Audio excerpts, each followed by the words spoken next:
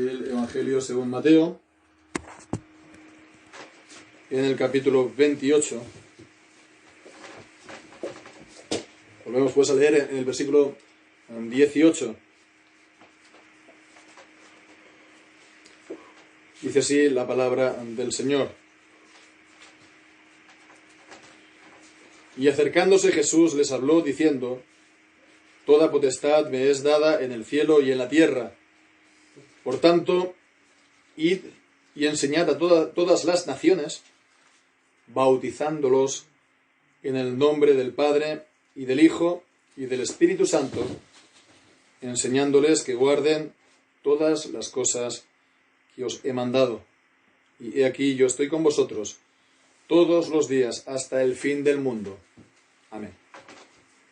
Señor, bendiga su santa palabra. Amén.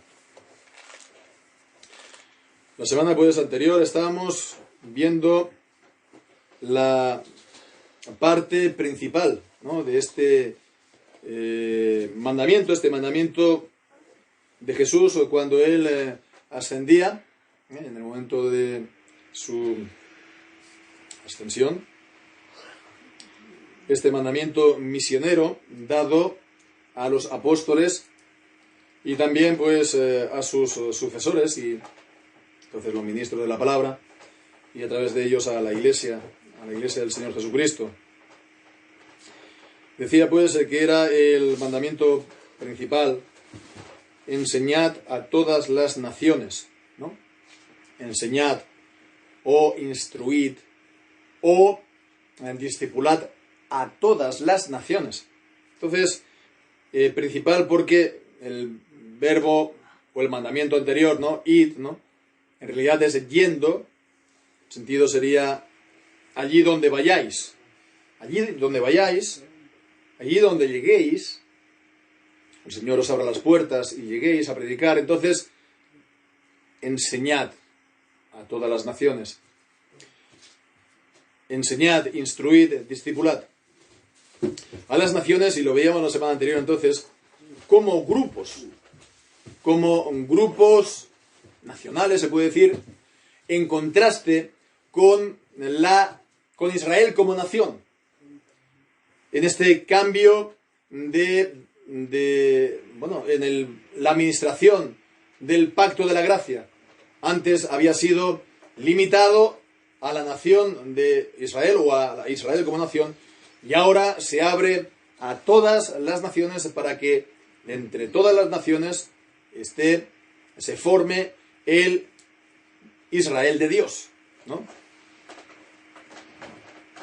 Bien, pues ya decía pues principal mandamiento y de enseñar, sobre todo enseñar a las naciones, porque lo que hemos leído hoy en el día de hoy, a continuación en el versículo 19 y la primera parte también del 20, pues vemos que retoma la misma forma el verbo. Dice, yendo, enseñad. Y ahora dice, bautizándolos en el nombre del Padre, del Hijo, del Espíritu Santo, y enseñándoles. Entonces, yendo, bautizando y enseñando. Y entonces, bueno, pues esto tiene importancia por el significado que tiene. Porque el mandamiento principal es enseñar, instruir, discipular las naciones. Y entonces, ¿de qué manera se va a llevar esto a cabo? ¿De qué manera se va a cumplir esto? Pues es por medio de este bautismo y por medio de esta enseñanza de todas las cosas que Jesús ha enseñado. Es la manera como se lleva a cabo. Y bien, pues entonces en el día de hoy, para poder verlo pues todo de manera conveniente, nos vamos a quedar solamente considerando el bautismo. El bautismo. No lo vamos a ver tampoco todo acerca de él, ¿no?, pero sí en relación con este mandamiento misionero de Jesús a la iglesia. Entonces, bien, pues sí, tenemos que instruir las naciones, instruirlas la palabra de Dios, obviamente. Entonces, lo que vemos aquí claramente a continuación es que el bautismo es el sacramento del nuevo pacto de Dios a las naciones. Es el nuevo pacto que se ofrece a las naciones. Es el sacramento del nuevo pacto de Dios a las naciones. Y es lo que vamos a intentar ver con la ayuda del Señor en esta mañana, viendo pues en primer lugar, haciendo atención a lo que se dice, a la manera como se expresa. Justo después de decir a todas las naciones, enseñad a todas las naciones, dice, bautizándolos en el nombre del Padre, del Hijo y del Espíritu Santo. Antes decía, enseñad a las naciones, y ahora dice, bautizándolos. No sé si veis algo, podríamos decir, no sé si fuera de lo normal o algo extraño. Enseñad a las naciones, bautizándolos. ¿Lo vemos? No está diciendo, enseñad a las naciones, bautizándolas. ¿No? Entonces, esto es algo a tener en cuenta. Está así traducido porque también esto mismo lo tenemos en griego, ¿no? En griego naciones es neutro y después bautizando se pasa al masculino. Y bueno, pues esto qué viene a decir o qué representa este cambio, ¿no? Puede decir en la manera de expresarse. Pues que el foco ahora, cuando habla del bautismo y de la enseñanza, ya no está tanto con las naciones, ¿no? Sino que se pasa a las personas. Se pasa a las personas. Se pasa, por lo tanto, a su iglesia. La iglesia de Dios está formada por personas que creen en el Señor Jesucristo y que han dado testimonio de ello públicamente. Son personas que han confesado su fe. Bien, pues entonces vemos que de esta manera pues tenemos un detalle a tener en cuenta. Esto es algo importante también porque nos puede a lo mejor pues librarnos de énfasis a lo mejor exagerados, ¿no? O indebidos, ¿no? Por supuesto, se tiene que instruir a las naciones, pero no hay que olvidar nunca la iglesia. La iglesia en el Nuevo Pacto, en el Nuevo Testamento, es el pueblo de Dios, por supuesto, y es el medio por el cual se cumple este llamamiento y esta enseñanza a las naciones. Es la agencia, la iglesia. Es, podemos decir, el instrumento, el medio por el cual se lleva a cabo. No se tiene que nunca, pues, perder de vista esto, o pues diluir la iglesia, o bajar, digamos, su importancia, ¿no? Porque tenemos así que llamar a las naciones y enseñar a las naciones. Por supuesto que lo tenemos que hacer, pero en esto la iglesia tiene un papel central. Central. Es el medio por el cual se lleva a cabo. De ahí pues la importancia de una iglesia bien constituida. Una iglesia que sí, ella guarda íntegramente la palabra del Señor y todas sus ordenanzas y todos sus mandamientos, además de la predicación del Evangelio. Y este es, sin duda, uno de los grandes males del día de hoy. Hay mucho, ¿no? Pero en cuanto a espiritualmente a la iglesia, se ha perdido pues mucho esto. Y se ha volcado, sí, pues con discursos, con doctrinas y enseñanzas, digamos, a que nos volquemos al mundo, nos volquemos, digamos, pues no sé, a las cuestiones, digamos, o sociales, o nos volcamos a las cuestiones de la vida, ¿no? Sí. Pues, digamos, disminuyendo la importancia de la predicación del Evangelio y de la ley. Cuando ocurre esto ha ocurrido primeramente en las iglesias reformadas, ¿sí? A principios del siglo XX, y después también el mundo evangélico ha sido muy influido por esto a partir de los años 40-50.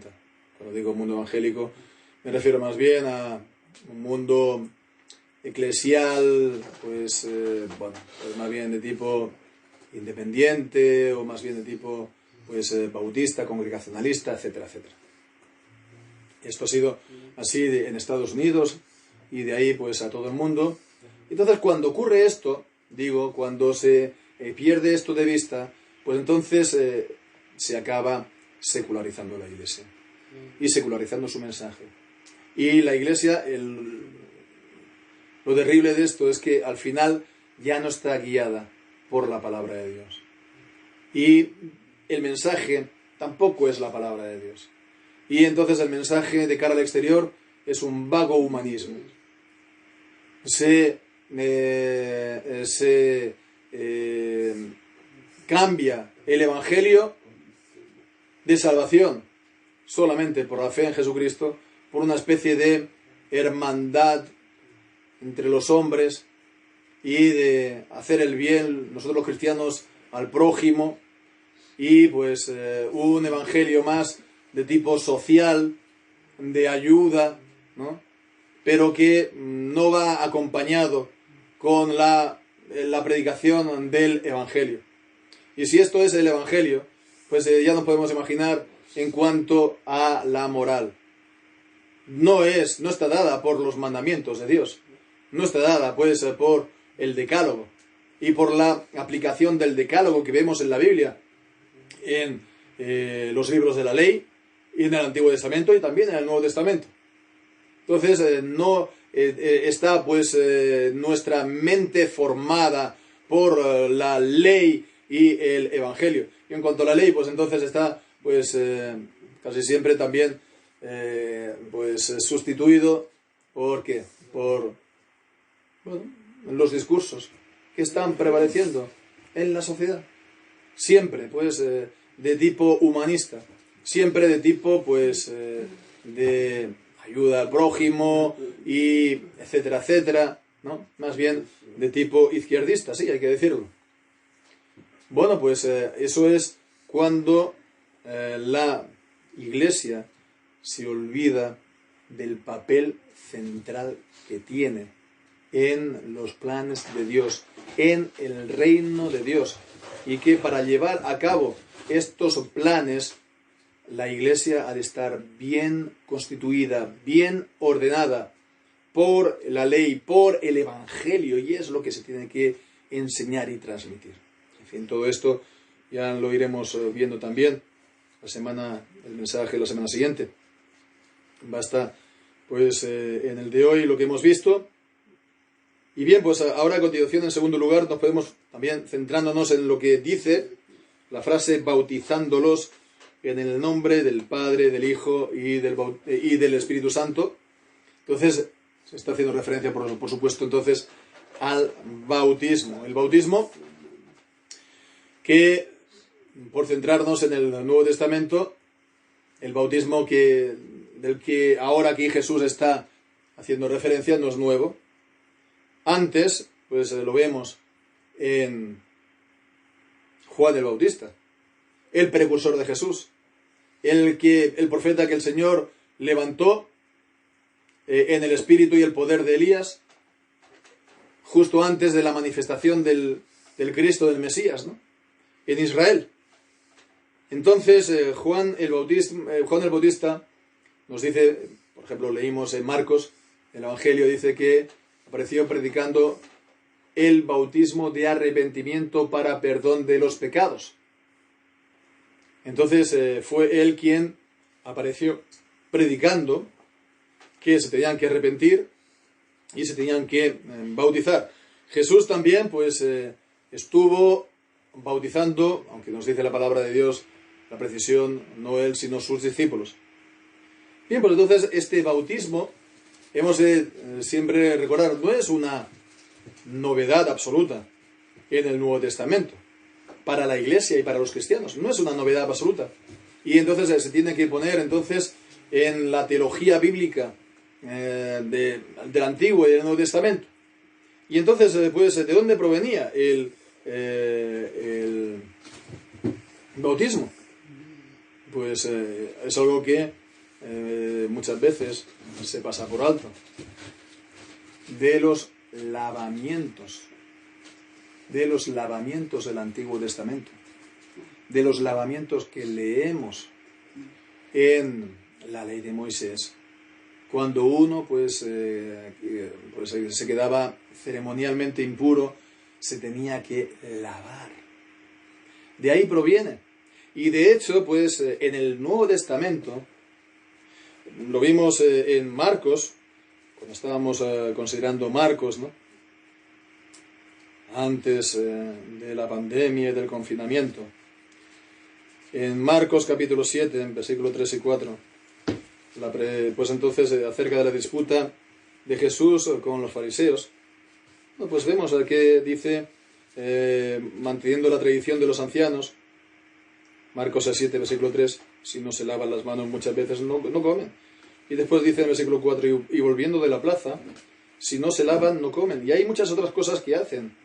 Otras muchas cosas que recibieron para guardar, como los lavamientos de las copas y de los jarros y de los vasos del metal y de los lechos, los lavamientos, los bautismos, en griego.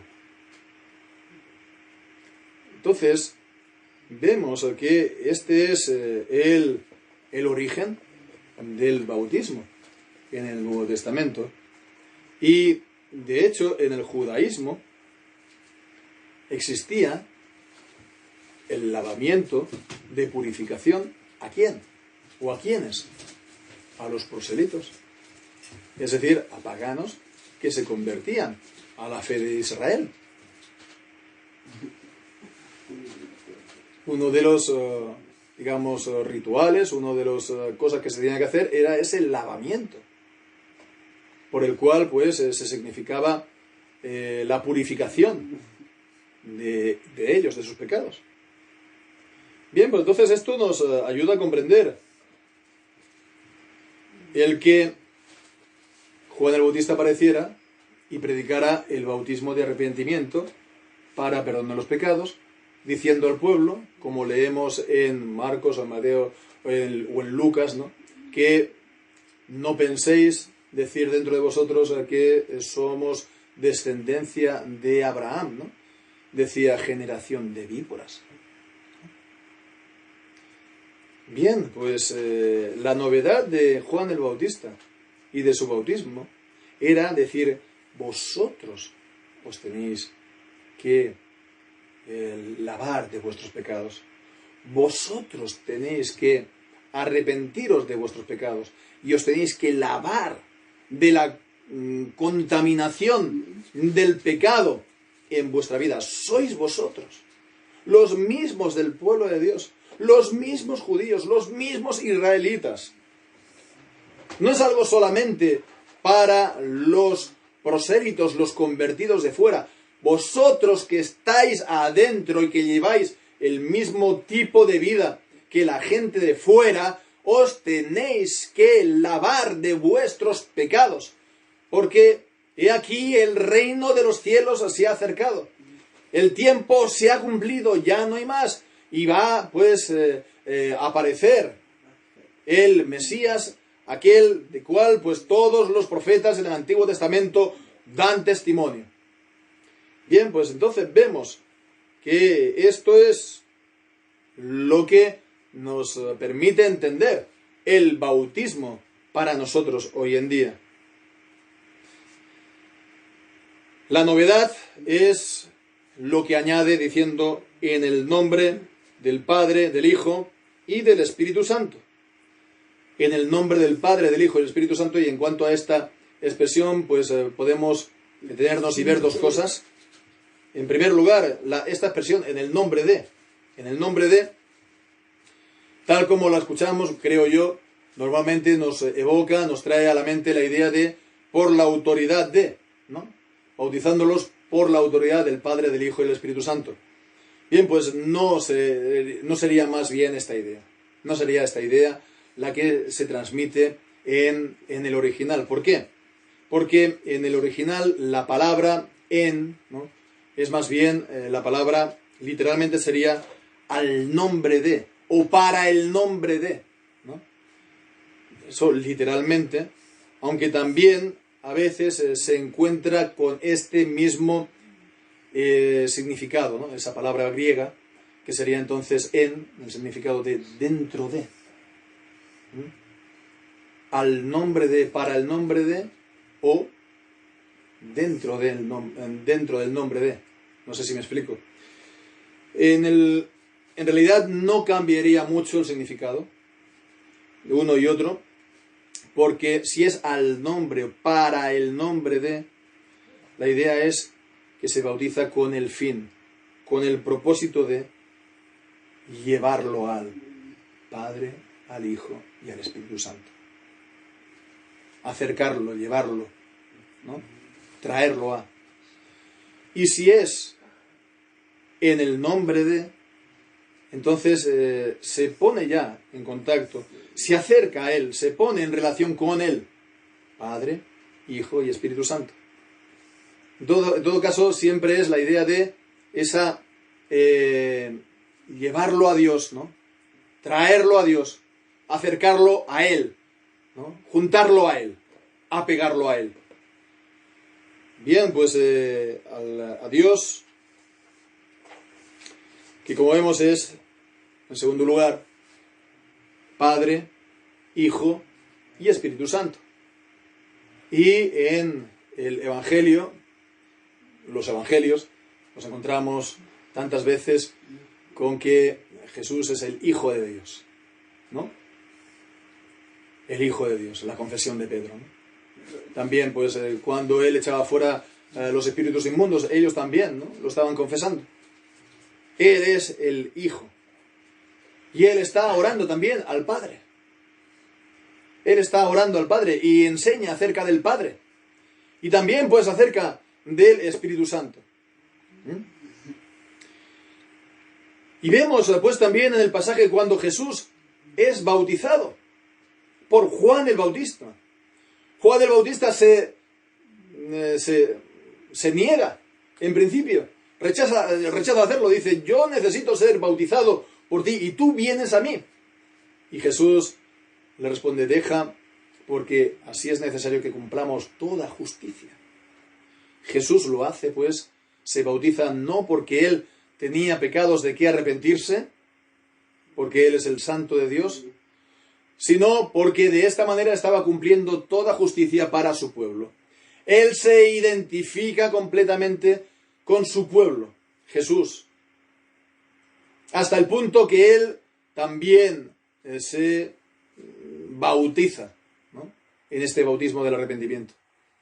Se identifica tanto Jesús con su pueblo que va a llegar a ir hasta la cruz, muriendo, pues, la muerte que merece su pueblo por sus pecados. Esa identificación ya la vemos entonces en el bautismo. Y cuando Jesús se bautiza, entonces lo que ocurre es que sabemos, desciende sobre él el Espíritu Santo en forma visible, corpórea, como una paloma, y se oye la voz del Padre en los cielos, este es mi Hijo amado, a él oíd. Bien, pues vemos que tenemos esta manifestación del Padre, del Hijo, en el bautismo y del Espíritu Santo, en el bautismo de Jesús. Y ahora aquí, cuando Jesús, pues, manda a sus discípulos de ir a las naciones, lo dice que lo hagan en el nombre del Padre, del Hijo y del Espíritu Santo. Entonces vemos que aquí se está, pues,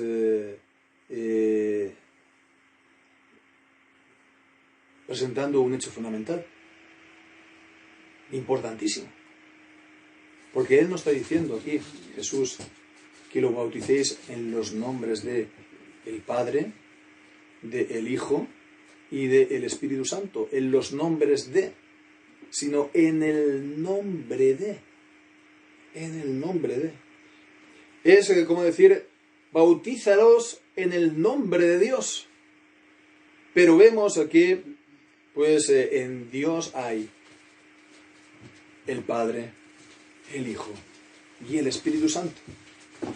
Dios es una unidad, Dios es uno, pero en Dios hay esta, digamos, pluralidad de personas. El Padre, el Hijo y el Espíritu Santo.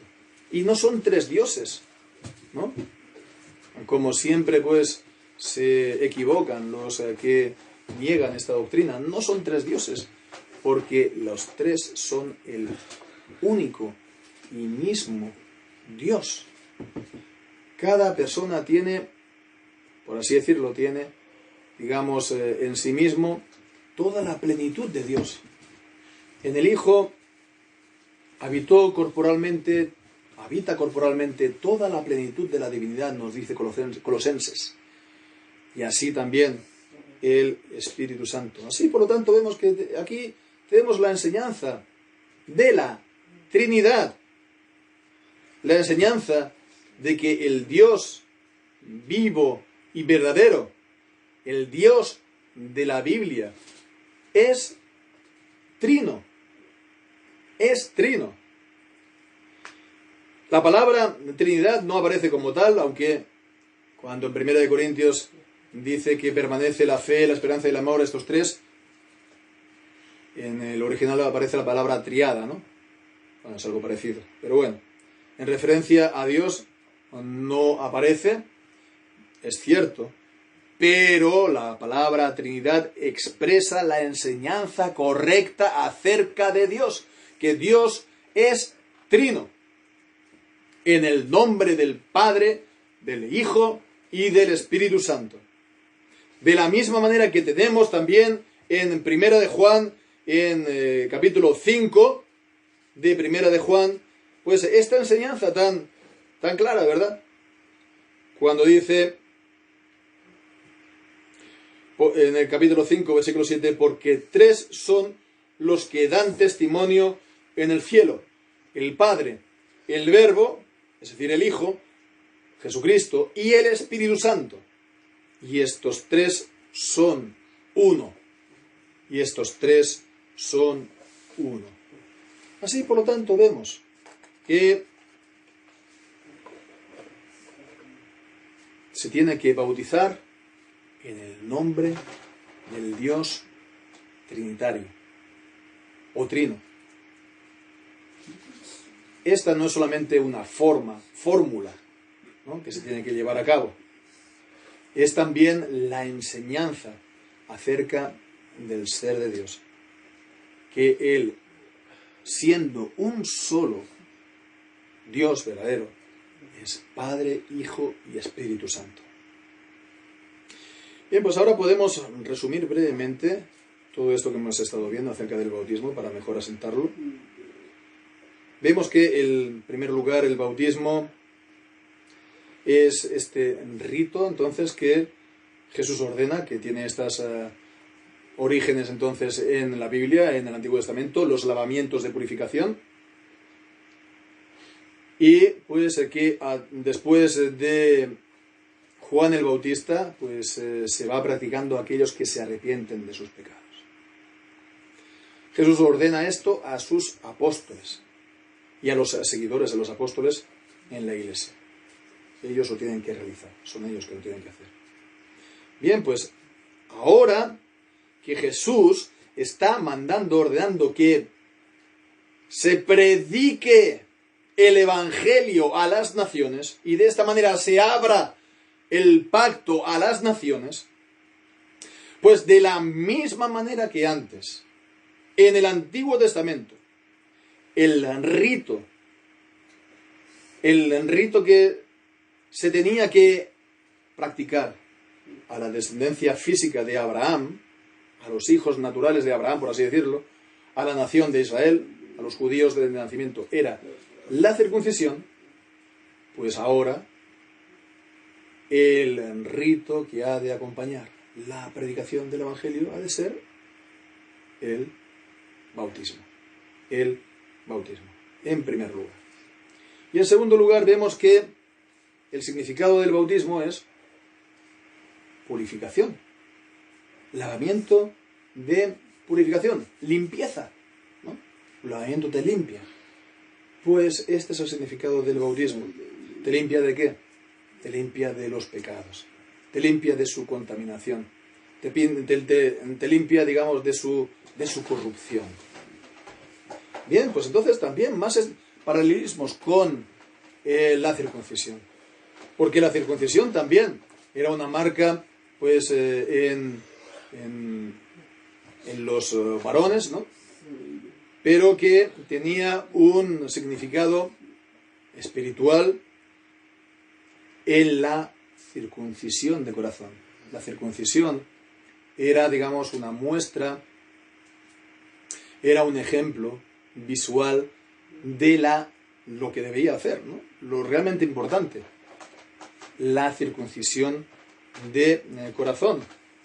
Por centrarnos solamente en el Nuevo Testamento, vemos esto en Colosenses, el capítulo 2 y versículo 11, cuando se dice en Colosenses 2:11, en quien también sois, los cristianos está hablando, circuncidados con circuncisión no hecha por manos. Dice, en el despojamiento del cuerpo de los pecados de la carne, en la circuncisión de Cristo. Vemos, es una circuncisión del corazón. Y esto significa la remoción, el apartamiento, el despojamiento de los pecados. Eso es la circuncisión del corazón. Bien, pues entonces, en Romanos capítulo 4 y versículo 11, esta circuncisión, ¿no?, era, dice, señal y sello. Dice Romanos 4:12, y recibió la señal de la circuncisión, el sello de la justicia de la fe que tuvo estando en incircuncisión. Recibió la señal y el sello. La circuncisión es la señal y el sello de la justicia de la fe. Señal, por lo tanto, también de la circuncisión y promesa, por lo tanto, sello también es una expresión que... Entonces, de esta manera, el bautismo, vemos, en Colosenses capítulo 2, dice que somos circuncidados, los creyentes, en la circuncisión de Cristo. En la circuncisión de Cristo, sepultados juntamente con Él en el bautismo. En la circuncisión de Cristo, que es sepultados juntamente con Él en el bautismo. Bien, pues entonces, el bautismo también es una promesa. El bautismo también es señal y sello. El bautismo también es señal y sello. ¿Y de qué? Pues señal y sello de aquello que representa, ¿no? El lavamiento, la purificación. Como hemos leído entonces en Efesios, capítulo 5, y versículos 26 y 27, cuando dice que Cristo amó a la Iglesia y se entregó a sí mismo por ella, dice, para santificarla, purificándola en el lavamiento del agua por la palabra, para presentársela gloriosa a sí mismo, una iglesia que no tuviera mancha, ni arruga, ni cosa semejante, sino que fuera santa y sin mácula. Vemos, esta es la promesa. La promesa es que se da en el bautismo, ¿no? Que significa entonces esta purificación en el lavamiento del agua por la palabra. Pues entonces la promesa es que la va a presentar santa, sin mancha, ni arruga, ni cosa semejante. La va a purificar por completo de sus pecados. Bien, pues entonces vemos que de esta manera En tercer lugar, si la circuncisión es la señal y el sello, pues el sacramento, por lo tanto, en el Antiguo Testamento, para el pueblo judío, para Israel como nación, pues ahora el bautismo es la señal y el sello, es el sacramento para en el pacto de la gracia a las naciones. Y bien, entonces ya veremos esto, más implicaciones, ¿no?, en el próximo mensaje. Pero por lo pronto nos vamos a quedar solamente con lo que hemos visto, bautizándolos en el nombre del Padre, del Hijo y del Espíritu Santo. La enseñanza de que el Dios de la Biblia es Dios trinitario. Sabemos que hoy en día, pues todo grupo cristiano practica el bautismo, ¿no? Todo grupo cristiano practica el bautismo, o toda iglesia. Bueno, pues si aquel grupo que practica el bautismo no cree en la doctrina de la Trinidad, ni enseña acerca de la misma, entonces su bautismo es solamente una mera formalidad. No tiene, pues está cortado completamente de lo que el propósito y el significado del bautismo. Si el grupo pues no está enseñando ni está pues predicando acerca del Dios trinitario, es por lo tanto un grupo herético.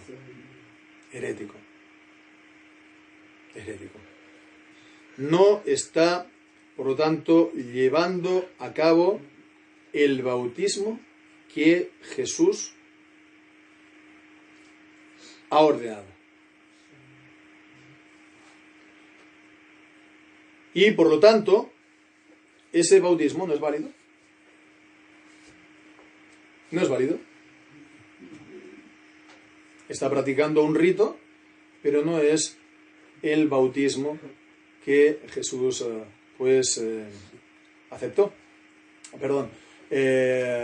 ordenó. Por lo tanto, no se puede reconocer estos bautismos como válidos, como correctos, como que se le ha aplicado el bautismo, el sacramento del bautismo. Y entonces no es que se le tenga que repetir. Un grupo antitrinitario, de los que abundan hoy en día, ¿no?, y que la mayoría de ellos han tenido su origen en el mundo evangélico mismo. Los testigos de Jehová, los mormones, los unitarios, todos provienen del mundo evangélico. Todos. Pues no hay que tener ningún problema para... no se le puede aceptar estos ritos como él ya está bautizado, porque no está bautizado. No está bautizado.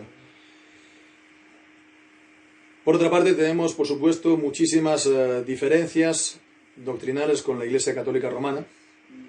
Lo sabemos, ¿verdad? No somos en absoluto ecuménicos con ellos, ¿no? Sin embargo, juntamente con la Reforma, sí que reconocemos ese bautismo. ¿Por qué?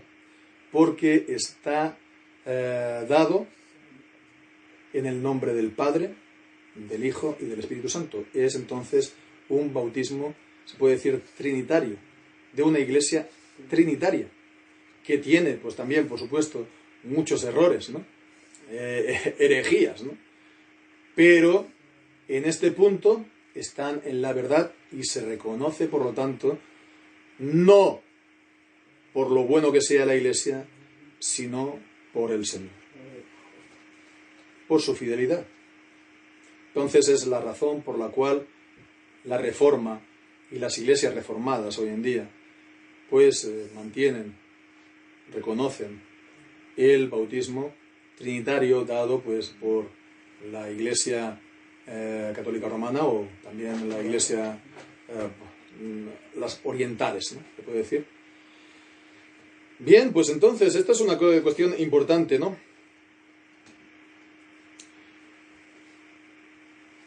Incluso en el protestantismo. En el protestantismo hay también, pues, iglesias que, sin ser claramente heréticas, como Testigos de Jehová, etcétera, etcétera, ya hemos mencionado, sin embargo, no son trinitarios. ¿Por qué? Pues me estoy refiriendo, señores hermanos, me estoy refiriendo a las, digamos, iglesias liberales, al protestantismo, digamos, que se conoce como histórico, ¿no?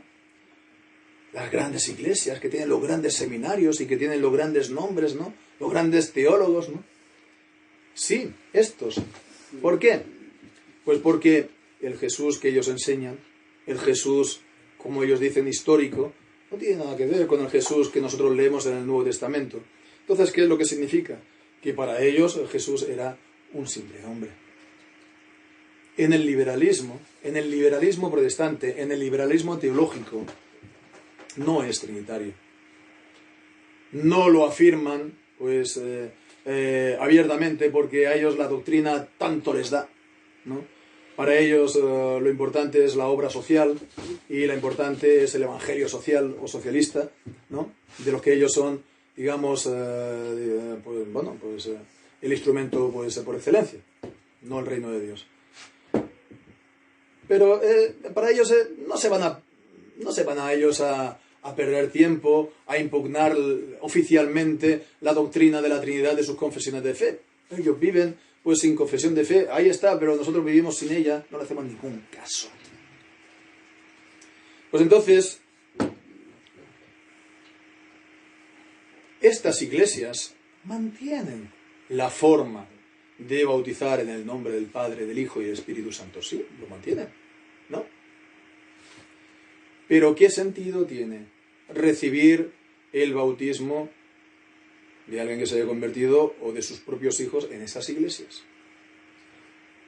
Los creyentes en esta iglesia, o en estas iglesias, o en estos grupos, se puede decir, ¿no?, que han caído en la herejía, tendrían que salir corriendo de estos lugares en los que se ha caído por el liberalismo protestante. ¿Por qué? Porque niegan también al Dios Trino y por consiguiente están en una situación muy delicada y peligrosa y deberían, pues, reunirse y congregarse en iglesias fieles que guardan la fe de la palabra y que enseñan correctamente acerca de Dios para después enseñar a que guarden todas las cosas, tanto de la ley como del Evangelio, y que no sea esto, por lo tanto, ni el manifiesto socialista, ni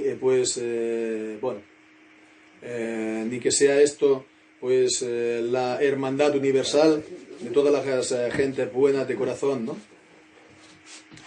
Entonces, lo mismo, los que estén en estos grupos heréticos tendrían que salir corriendo. Si hay alguno que pueda tener algo todavía de la verdad de Dios, de que Él es Padre, Hijo y Espíritu Santo, hacen un muy mal servicio a la verdad el seguir transigiendo en estos lugares, seguir comulgando en estos lugares. Y bueno, para concluir, y esto ya es para todos nosotros que ya hemos recibido en el bautismo, ya sea en la edad infantil o adulta, entonces hemos visto el significado del bautismo. Y entonces, que es para acercarnos a Él, para limpiarnos de nuestros pecados, etc. La promesa visible de que